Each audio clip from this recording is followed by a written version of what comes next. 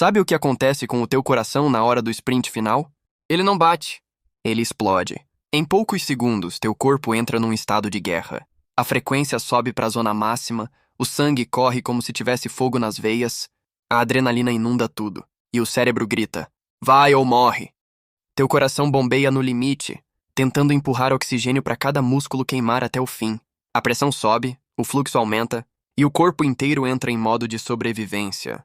É pura fisiologia e loucura ao mesmo tempo. Nesse instante, não existe mais estratégia, não existe mais dor. Só existe instinto. É o coração virando motor, é o ciclista virando fera, é o limite virando vitória ou colapso. E quando a linha de chegada aparece, tu cruza sem fôlego, sem fala, sem força, mas com o coração pulsando o som mais lindo que existe. O som da entrega total.